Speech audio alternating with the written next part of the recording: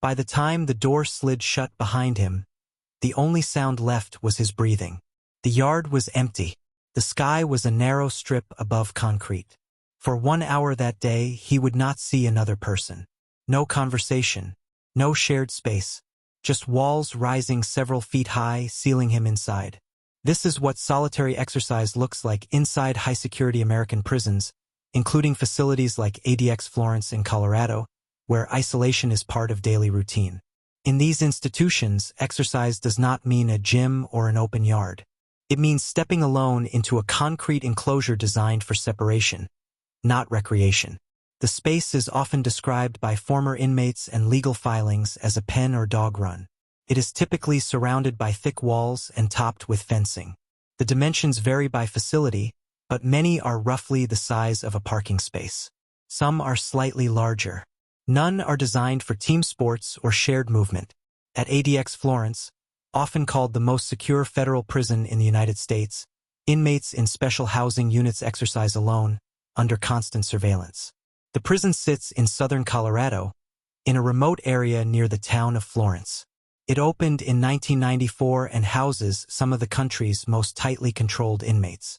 Its reputation centers on extreme isolation. Many prisoners spend 22 to 23 hours per day inside single cells, with limited human contact. When they are allowed out, it is usually for solitary recreation. The transition from cell to exercise pen is tightly choreographed and monitored by correctional staff. Hands are restrained. Movements are controlled. Doors are opened and closed electronically. The process is designed to eliminate unpredictability at every step. If stories like this matter to you, subscribing helps us continue examining how confinement actually functions inside American prisons. The exercise pen itself is stark. Concrete underfoot. Concrete on 3 sides. Above, a small opening reveals a slice of sky. Some inmates describe craning their necks upward, searching for clouds. The view is partial. The outside world is present, but never fully visible. There are no weights, no running track, often no equipment at all. Physical movement must be improvised within the narrow boundaries of the enclosure. Push-ups, squats, walking tight circles, stretching against the wall. These become the main forms of exercise during the allotted hour. But physical activity is only part of what happens inside that space. The psychological shift can be just as significant. After hours of silence inside a cell, stepping outdoors might seem like relief. Yet the isolation does not end when the door closes behind you. The walls remain. The absence of conversation remains. The sense of separation remains constant, even under open sky. Correctional policy documents describe recreation as a necessary component of inmate management, intended to reduce tension and maintain order. Federal standards require some opportunity for exercise, even in restrictive housing. But the form that opportunity takes is shaped by security concerns. In supermax environments, group recreation is often considered too risky. Separation is viewed as the safest option for staff and inmates alike. That safety calculation has consequences. The human body is built for movement in shared space, not confinement within concrete boundaries. Research cited in court cases has examined how long-term isolation can affect sleep patterns, concentration, and emotional regulation. Yet those studies often focus on time inside the cell. The solitary exercise hour is sometimes overlooked, treated as a simple administrative detail. Former inmates have described the experience differently. Some report that the hour feels both too short and strangely elongated. Without conversation or distraction, time can stretch. Each minute becomes noticeable. Each sound echoes sharply against concrete. Footsteps reverberate. A cough carries across the enclosure. The scrape of a shoe against the ground becomes amplified in the silence. From above, surveillance cameras record movement. Staff observe from control rooms, ensuring compliance with strict behavioral rules. The purpose is not fitness. It is controlled exposure to open air under conditions that prevent contact. But that distinction raises a question. When exercise is stripped of social interaction and environmental variation, what remains? For some inmates, The pen becomes the only place to feel sunlight directly on their skin. For others, it becomes another reminder of restriction. Legal challenges over the years have argued that extended solitary confinement, including isolated recreation, can cause psychological harm. Federal courts have examined these claims in cases involving ADX Florence and other high-security units, weighing security needs against constitutional standards. Judges have often deferred to prison administrators on matters of safety. Yet the debate over isolation has never fully disappeared. In 2016, the U.S. Department of Justice announced reforms aimed at reducing the use of restrictive housing in federal facilities. The changes focused primarily on juveniles and inmates with serious mental illness. However, supermax structures like ADX remained largely intact. So the solitary pen continues to operate as designed. One person, one enclosure, 1 hour at a time. The rhythm is predictable. Escort. Secure. Release into the pen.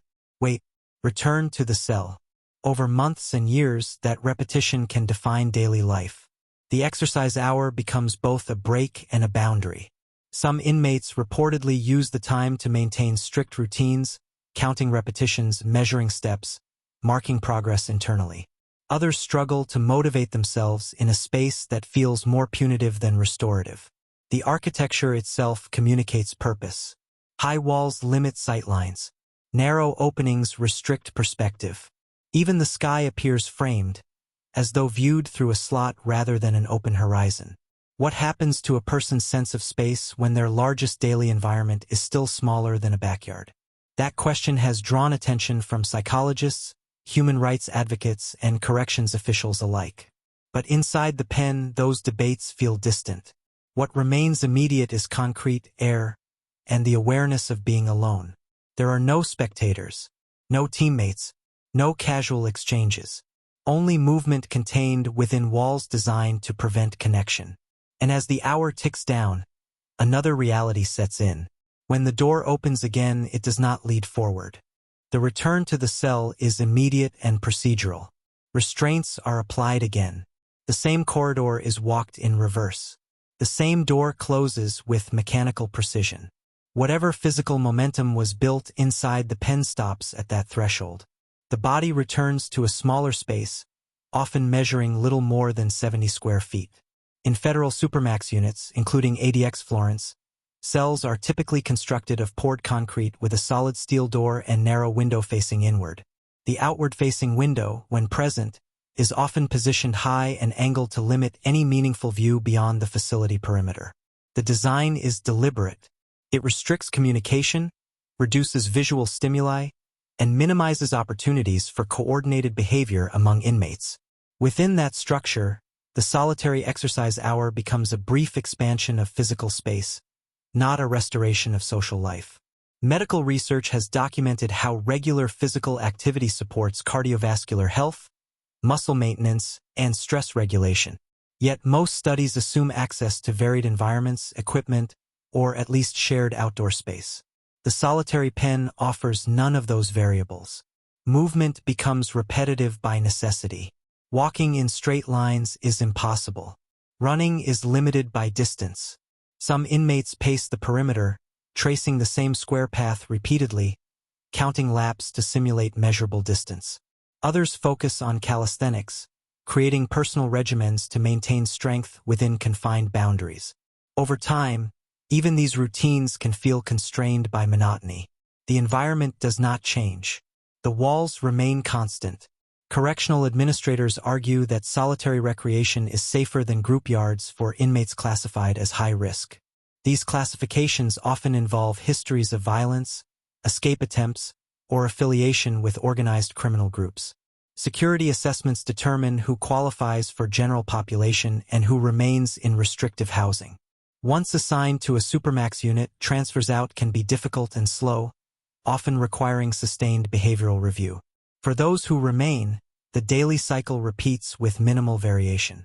Meals through a slot, limited property, scheduled showers. The exercise pen stands out not because it is expansive, but because it is different from the cell. Sunlight, even filtered through fencing, can alter perception. The sound of wind across the opening introduces a rare external element. But that shift can also sharpen awareness of confinement. The contrast between sky and walls becomes more pronounced. Former inmates have described the experience as paradoxical. Relief mixed with heightened isolation. There is space to move, yet no one to acknowledge your presence. Federal Bureau of Prisons policies require that inmates in restrictive housing receive at least 5 hours of recreation per week, when feasible. In practice, whether staffing levels and disciplinary status can influence how consistently that time is provided. Lawsuits filed over the years have alleged that recreation was occasionally reduced or canceled under certain conditions. The Bureau has generally maintained that policies comply with constitutional standards and operational realities. Still, oversight reports have noted the challenges of balancing safety with humane treatment in extreme security settings. Psychologists who have studied long-term isolation often emphasize the role of environmental stimulation in mental stability. Color variation, natural landscapes, and social interaction are considered stabilizing factors in most correctional theories. The solitary pen offers minimal visual diversity. Concrete tones dominate. Shadows shift slowly with the sun. For inmates held for years under these conditions, sensory input remains limited even during recreation. Some adapt by creating internal structure, marking time carefully, tracking days and months with precision. Others report difficulty distinguishing one day from the next, as routine erases clear temporal markers. In that context, the exercise hour can function as a psychological anchor.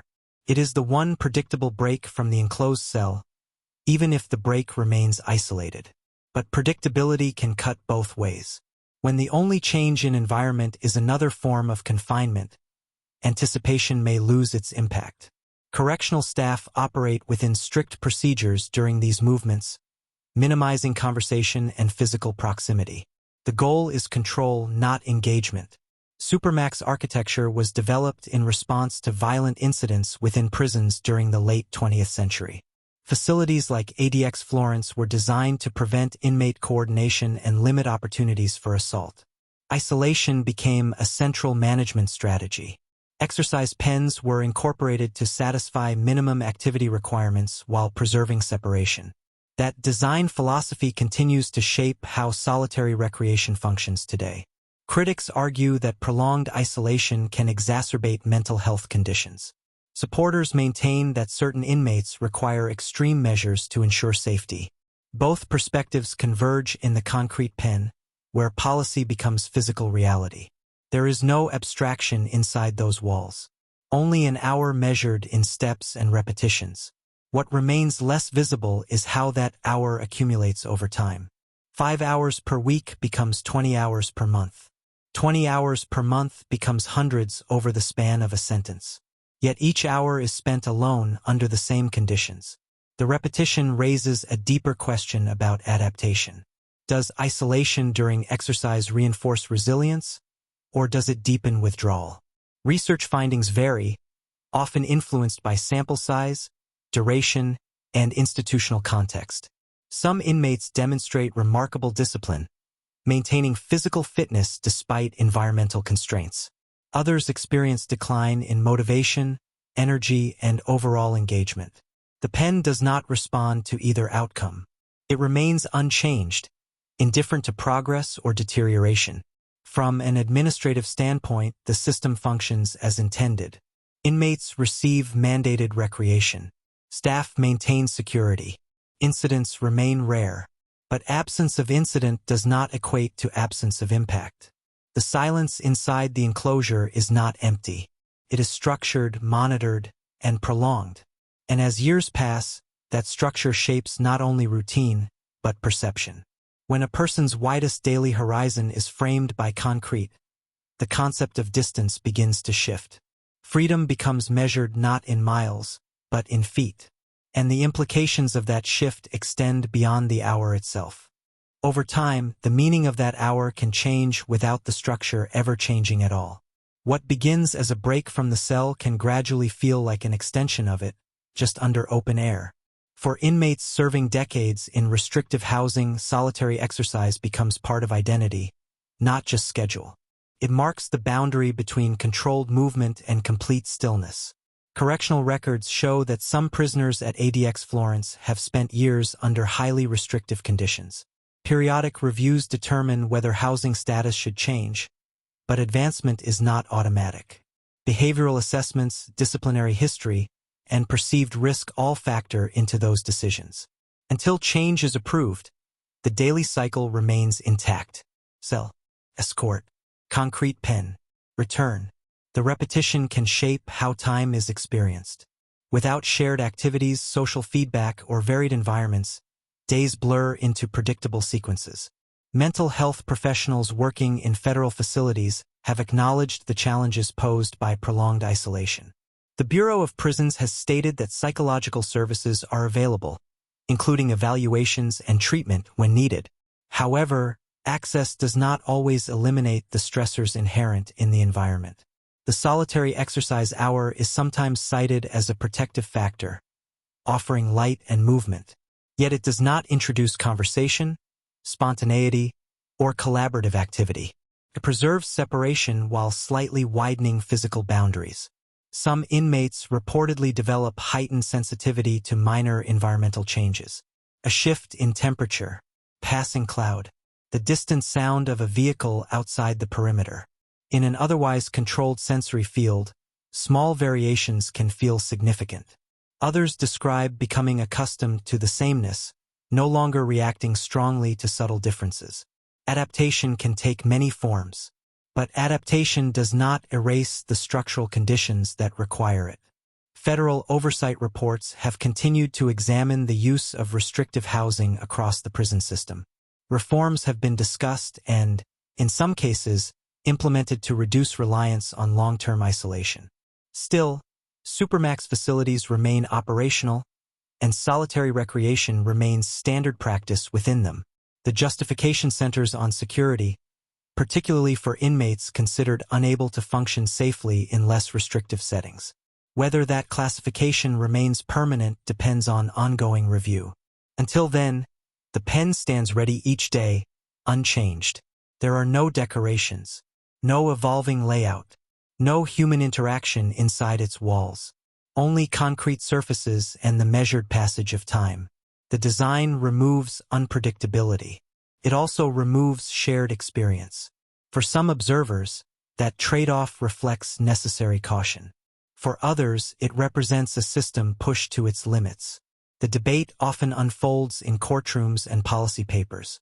Inside the pen, those arguments are silent. What remains is the physical reality of being alone under surveillance.